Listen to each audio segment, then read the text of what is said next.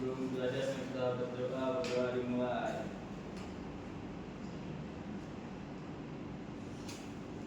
Doa selesai. Baik, hari ini kita akan mempelajari tentang penanganan rapat ya anak-anak.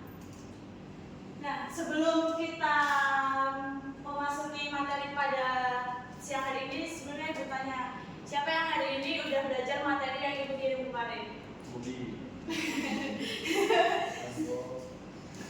Oke, hari ini ibu ada sedikit motivasi buat kalian. Jadi hari ini kita mulai dari nol lagi, nggak peduli kemarin atau mau malas, mau ngantuk atau menyerah. Jadi hari ini tuh kita memiliki banyak kesempatan untuk menjadi lebih baik dari yang kemarin-kemarin. Nah, untuk itu mari kita mulai pembelajaran pada hari ini dengan senyum, buka pikiran, dan siapin semangat kalian karena hari ini kita bakalan belajar menggunakan mind mapping seperti itu.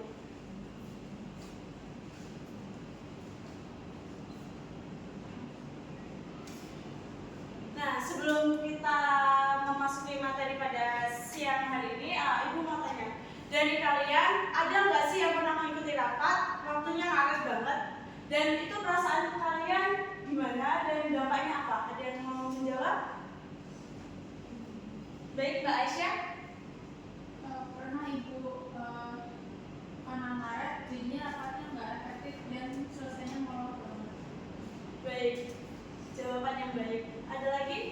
Karena dulu waktu di kemarin itu rapatnya mau sampai 1 jam, terus dari panitia kan kesel juga dan nyiapin malah jadi molor semuanya, kayak tidak sesuai random gitu.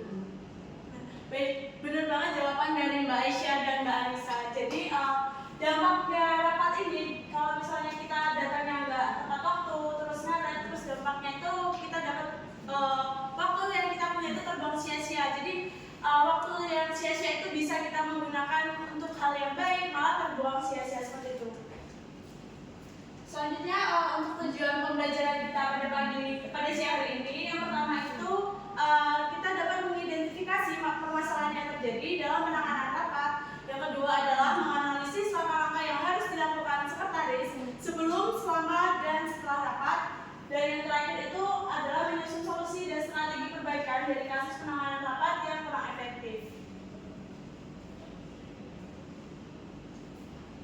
Nah, sebelum kita memasuki materi, kan kita minggu lalu telah mempelajari tentang jenis-jenis rapat, prosedur rapat, dan etika rapat. Ada yang masih ingat nggak rapat itu apa? Saya Bu. Baik, Mas Bobi, silakan. Jadi rapat itu adalah pertemuan yang dilakukan untuk membahas suatu memutuskan keputusan untuk rapat. Baik, benar sekali. Jadi rapat itu adalah kegiatan formal yang dimana sekelompok orang berkumpul untuk berdiskusi, bertukar pendapat, memutuskan ide, dan mengambil keputusan bersama. Dalam rapat itu juga ada seorang ketua yang bertugas untuk memimpin jalannya rapat sesuai diskusi dan arahnya itu jelas. Jadi waktu yang diambil itu tidak sia-sia. Selain itu, sebelum kita memulai rapat, kita itu juga harus mempersiapkan topik apa sih yang harus kita bahas nantinya dan pelaksanaannya itu seperti apa.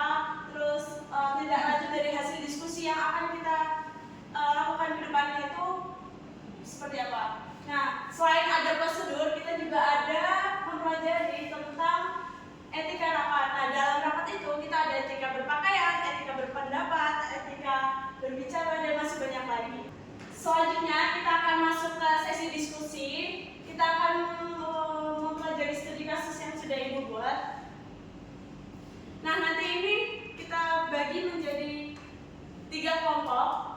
Untuk kelompok pertama itu ada Bobby, Resti, Yunda, Abel, dan Kalista. Dan kelompok kedua itu ada Amanda, Bima, Belva, Maria, Hasna, dan Aurel. Dan kelompok ketiga ada Dava, Atifa, Agnes, Aisyah, dan Anissa. Bisa langsung bergerak? Oke, Bu.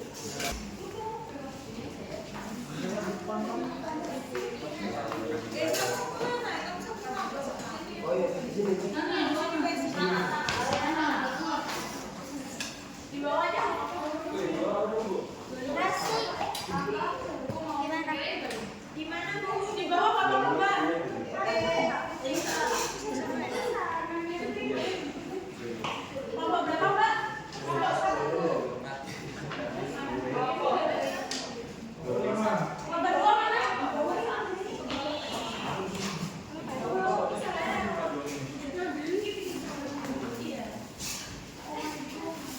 di tengah